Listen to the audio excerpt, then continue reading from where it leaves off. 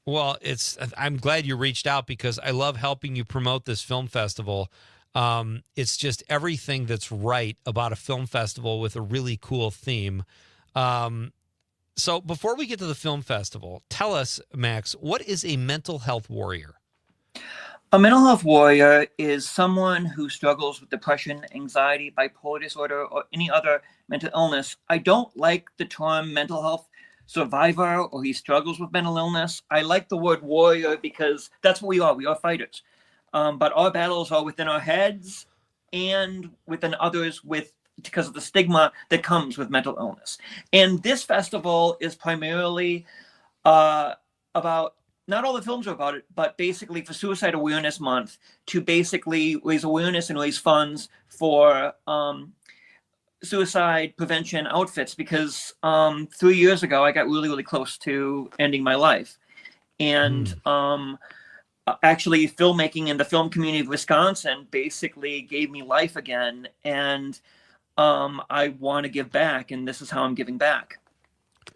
Wow, that is a mouthful. That's really impressive to think about where you were and where you've come since then and what you've been able to do to help other people. I think that's absolutely fantastic, Max.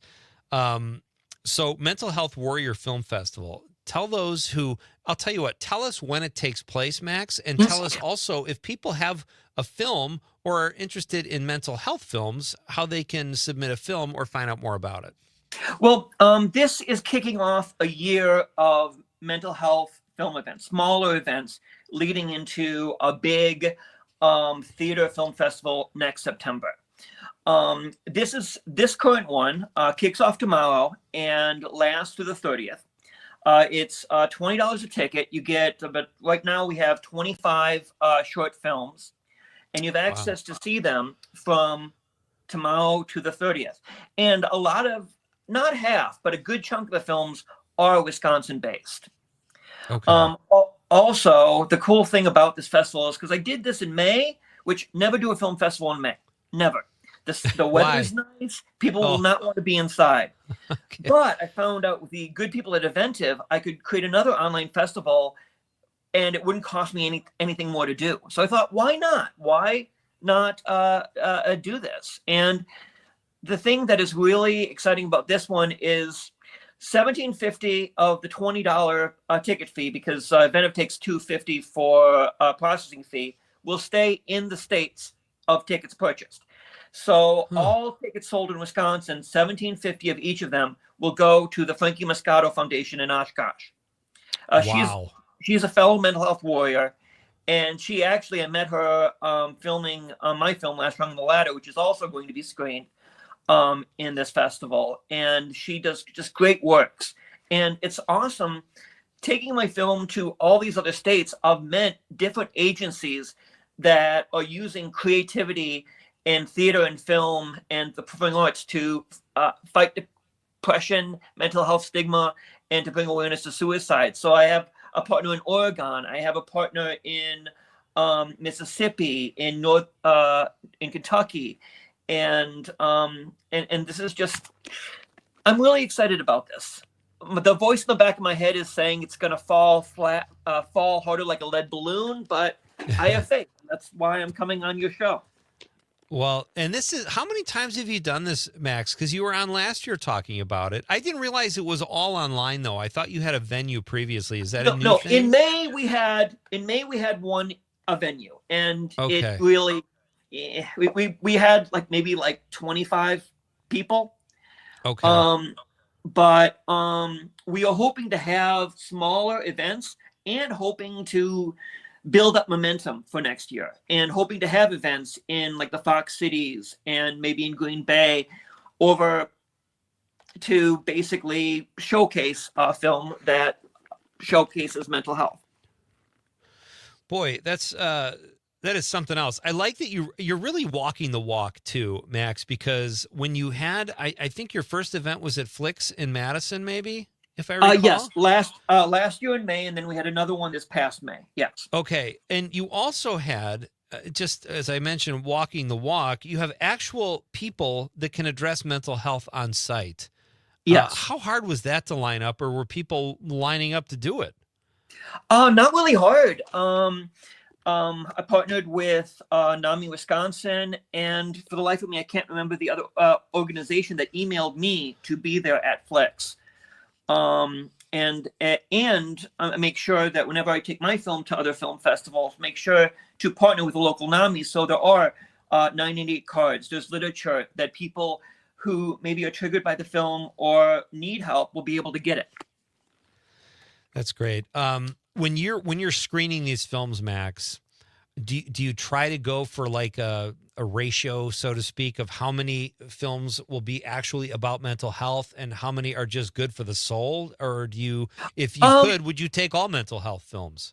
All films are either about mental health or from mental health warriors to one degree or another. The thing is, what we want to do is have a mix of content. So we have like 3 short documentaries. We have dramas. We have comedies. We have animated shorts. And a little, because what you want in a film festival like this is variety. For sure. You're a filmmaker yourself, Max. When you sit down to write something, and I don't know your whole body of work, but are you immediately thinking I have to make an impact on mental health here, or do you go for the story first and then find characters that are dealing with mental health issues? How do you weave that into your fabric, so to speak? I go for the story and I go for the characters, but all writers say, right, what you know. And I know depression. Yeah. I know anxiety. I know the voice in the back of your head that says you should just lay on the couch, watch TV all day, and not try anything because you're going to fail. And the thing is, people know that voice too. So when you write stories about this, people will flock to it because they feel it too. That's great. You've been dealing with mental health issues for years. It's so much more. It's interesting. Like I hear people talking about mental health that I normally wouldn't expect those type of people to be talking about it. My kids are in tune with their mental health and their friends' mental health. And I mean, has it become, in your experience, how much more information is out there now than was out maybe 20 years ago? More information is known, which is good, but also it's like we are bombarded by so much information and so much stimulation and so much things that while we know more about mental health has been getting worse. I would say, because I remember when I got diagnosed in 91, the average age for an anxiety disorder, I think, was 16. Now I think the average onset is under 10. And so we know more about it. But with the internet and bullying, and it's an epidemic of that and of loneliness as well. And mental illnesses thrive in isolation. And that's one of the things I hope to do with this is build community. Right. Well, you certainly seem to be doing that. My guest is Max Blaska. He's the founder of the Mental Health Warrior Film Festival. And this go-round, it's an online festival. Max, where can people find out more information about your you can go slate? To mentalhealthwarriorfilmfest.com. And we'll also have a Facebook group. And I just want to say some of the Wisconsin filmmakers that are on the slate. Sure. Samuel Caro has a funny short about trying to relax called It Relax. TJ Hill allowed me to screen Light Shines in Darkness, which is a making of like music to a healing arts music project to heal those who survived the Abundant Life Christian shooting last year. We have the Two Rivers saga with Melanie Gartner, who is a huge icon in independent Wisconsin film. We have a couple 48-hour shorts, one by Sam Sorsen, one from Brian Hollendyke, and Green Bay natives J.B. Thompson and Greg A. Knott, or nearby Green Bay, created a short just for the festival. Nice. And so I am just thrilled. And so I'm hoping that being on this, people will start buying tickets. And the cool thing is, again, through the end of the month, and you have at leisure to watch the films. Yeah, that is really advantageous, Max. And just a reminder, tickets are $20, but tell us again, where does $17.50 of that ticket go? That will go all in Wisconsin. Will go to the Frankie Joe Moscato Foundation. I don't know. Are you a national podcast or particularly Wisconsin? Well, on radio we're on statewide, but on the app and on the stream we're on anywhere people want to listen. So yeah. So if anyone is from like Oregon, the proceeds will go to the Hold On campaign in Oregon. In Mississippi, the Safe Space Theater Therapy Foundation. NAMI Northern Kentucky. In Georgia and Alabama, the SAM Foundation, and Make Mental Health Matter Colorado, which is cool. Three of those people I met on my travels with my film, and I'm so excited. Last Rung of the Ladder is continuing its film festival. We got the Mind Mosaic Film Festival in Bowie, Maryland on the 15th, a film festival out in a suburb of Warsaw next month, and on Halloween in Cedar River, Iowa. And that's a film you did with our pal Kurt Krause, too, who just texted in and gave you some props a few minutes ago. And Jeff Blankenship. He was. And Jeff Blankenship, who was on the show. Yeah, Jeff's great. The creative arts. Oh, go ahead. No, you continue. Oh, no, no, you go. Sorry. Max, you're up. Go for it, buddy. And I also want to shout out to Carla Blankenship, who is my co-writer on this film, who is going through some health crisis. We love you.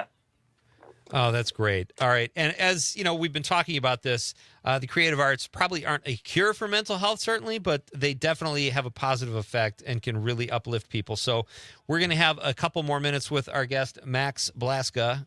Conrad, still the coolest name? Have we met anybody else with a cooler name since Max has been on the show? I don't think so. Okay. Max, you know you have a cool name, right? Yes. Thank you. All right. We're coming right back. We'll have a couple more minutes with Max, and we will close it down with your texts. It's Pete Schwaba and Nite Lite on the Civic Media Radio Network. Here she comes now, and it comes as no surprise to me. With another guy, here comes my baby. Here she comes now. As Wisconsin is cheering on the Brew Crew. This is the Civic Media Radio Network. With locations in Appleton and Oshkosh, Insight Eye Care has been serving the Fox Valley since 1972, offering comprehensive eye care services. Their doctors also share a special interest in treating chronic dry eye disease, providing specialty contact lenses, and expert pediatric eye care. Find Insight Eye Care on North Sawyer Street in Oshkosh and Chain Drive in Appleton, improving lives by improving sight with quality eye care for everyone in your family. Insight Eye Care. Visit wiinsight.com to schedule your eye exam today. We're definitely going to be late to the concert. I feel like we should be there by now. I'm just taking a little detour. I gotta fill up my gas tank, and I know this place a couple towns over where the gas is cheaper. Are you serious? We're gonna be late for the concert because you're driving out of the way for cheaper gas? Just use Upside. What's Upside? Upside is the free cashback app that gets you real cash back for every gallon of gas you buy. Wait, I can get cash back just for buying the gas I need anyway? Yes, I use it all the time, and I've made around $200. Now pull over so you can download the Upside app before we miss the concert. Download the free Upside app now to earn cash back every time you buy gas. Use promo code LIFE to get an extra 25 cents per gallon on your first tank. You can cash out anytime, right to your bank, PayPal, or as a gift card for Amazon and other brands. Just download the free Upside app and use promo code LIFE for a 25 cents per gallon bonus on your first tank. That's code LIFE for a 25 cents per gallon bonus. That's code LIFE.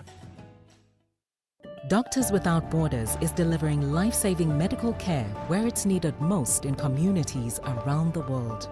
From bandaging war-wounded patients in Sudan to providing clean drinking water in Haiti, we're in more than 70 countries worldwide, bringing patients from sick to recovering, from emergency to aid, from crisis to care. This life-saving care is made possible by a global movement of supporters like you. Thank you. Teachers are diverse, skilled leaders, innovating to prepare students for our fast-changing world. Teaching shapes lives. Are you ready?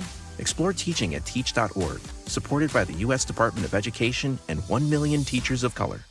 You are never far away from your favorite radio station. We're always streaming on TuneIn and the Civic Media app. And if you missed your favorite show or game, listen to a podcast of it anytime on the app or our website, civicmedia.us.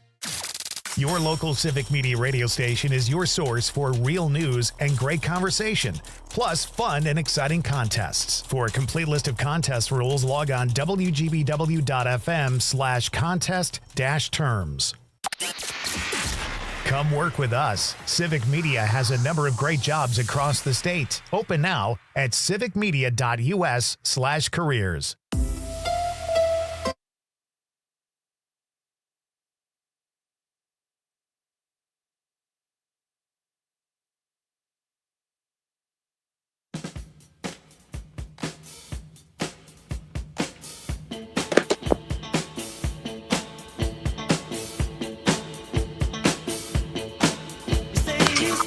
Welcome back to Nite Lite. I'm Pete Schwaba. Dave Kunish, watching on the stream, says Mr. Brew's Tap House Peanut Butter Burger. The peanut butter is made fresh daily. Great fries, too. I'm going to have to try one of these peanut butter burgers. I haven't tried the peanut butter burger, but Mr. Brew's Tap House is great. Max, you like hamburgers? Yeah. I know. I was thinking about that. There's, if you ever come to Madison, there is a cart that's outside the dive-in bar on Cottage Grove Jr. that has the farmer burger. It's gray, arugula, and a purple plant-like fruit that I can't remember the name of, but it's really, really good. Oh, wow. That's good to know. I've had the Bob's Bad Breath Burger at the Weary Traveler. I've had Dottie Dumplings. And I'll tell you what, another Madison place I like, it's kind of a chain, is Mooya has great burgers. I don't know if you tried one of those. No. But the Plaza Burger is also very good. It has a cucumber dill sauce that is to die for. I've heard about that. Oh, yeah, thank you. To bring cash because they don't take cards. I forgot all about that, and I've been hearing about the Plaza Burger for a long time. All right, my guest is Max Blaska. That is his voice you are listening to. He has joined us over the stream. Go to mentalhealthwarriorfilmfest.com. It's a really cool film festival that Max created. He's also a filmmaker, and it's only $20. The proceeds go to a great cause. And I have to ask you, Max, before we let you go, do you have favorite movies about mental health that have inspired you to want to make films, or something you saw when you were younger? Well, I've always been a storyteller ever since I was a kid. But I think my two favorite movies about mental health, one is controversial, one isn't.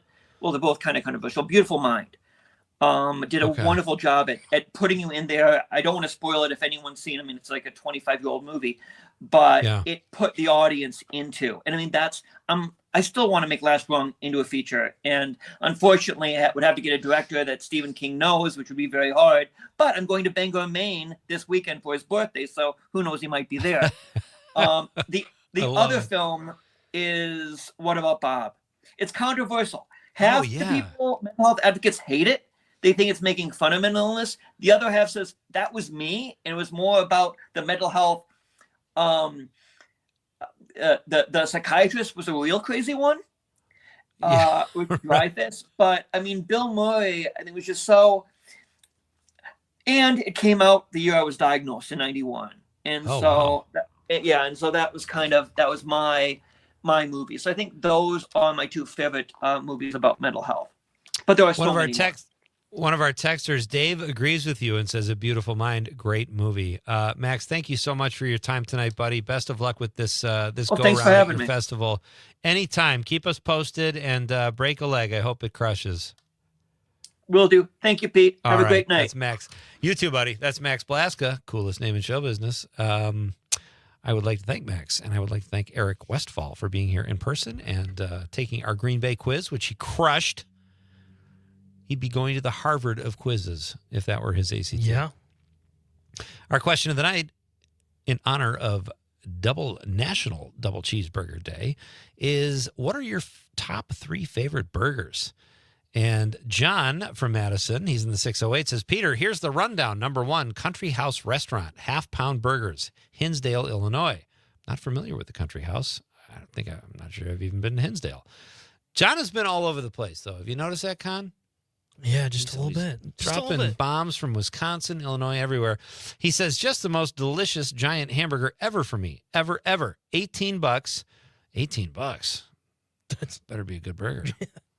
Number 2, Sin City Smash Burgers, Madison Food Truck. Is that what Max was just talking about? I think He so. says, great product every Friday in front of the I.O. Bar on Willie Street. Price is right. Number 3, Culver's. Any burger is better than all of the other fast food chains or burgers by far. We all know it's what?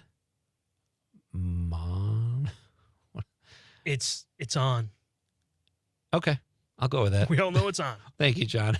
Mark from Prairie du Sac says the dog likes it better when I get a Culver's double burger because he gets some. I have a tough time eating the whole thing. Well, Mark, listen, bikini season is not that far away, so I think everything in moderation. And lucky, you got a lucky dog there. Thank you, Mark. John, also from Madison, says when you get the best burger ever at Country House, the room is rustic like a roadhouse. Peanut shells all over the floor. Oh, I love joints like that. Surrounding the bar, really cool ambiance. If you can get there, it's a treat. I've got a Madison trip planned very soon. I will take you up on that, John. Thank you, buddy. Do we get all? Oh, Amanda. We didn't get Amanda's text. Yeah, she texted in. Amanda said, where is Amanda's text gone? Oh, you texted that to me, right? I did. Okay. Here's Amanda says, I got to scroll back here. What's 1111? What does that mean? I'm pretty sure that's in Fond du Lac, yeah. Of Fond du Lac. Okay. 1111. Burgers and beignets in Fond du Lac. Bruise Brothers in Wausau. Love that name. Al's Burgers down the road from the station. I would say Al's is our winner tonight if there is one. Or Culver's. Culver's has been mentioned. That's true. Culver's is, yeah, Culver's. But Culver's is like 80 million Culver's. There's one Al's. Yeah, that's true. I think by default, maybe we give the title to Al's. Hard to argue with Culver's, though. Dave also on the stream says, One Flew Over the Cuckoo's Nest. I want to say that's a great film, but man, I have not seen that in probably 40 years. But I'm sure it is. I just don't know if it holds up. Thank you, Dave. Thank you for all your texts and calls tonight. Does Ollie have any more suggestions for us before we get out of here of places named Ollie's? We could go to Ollie's Garden, probably. Ollie's we can Tap raid House. Ollie's Garden. That's great stuff. Tomorrow night, folks. Oh, we got a fun week. All week, folks. It's one awesome guest after another. Trapper Shep will be here tomorrow. We're gonna play some of his music on the show. Mike McGill, Appleton-based actor from Shameless and Bosch, will be here Wednesday night. Tribune syndicated columnist Greg Schwem will be here. Victoria Davis from the Cap Times. Mike Clemens will be here in studio on Thursday. Did you know that, Conrad? I do. He's coming in. Let's tidy up the that's place awesome. a little bit. And then Terry Barr on Friday. Looking forward to a great week of shows and looking forward to having you with us every night if you can possibly manage it, folks. On behalf of the lovable producer, Conrad, I'm Pete Schwaba saying goodnight, Wisconsin.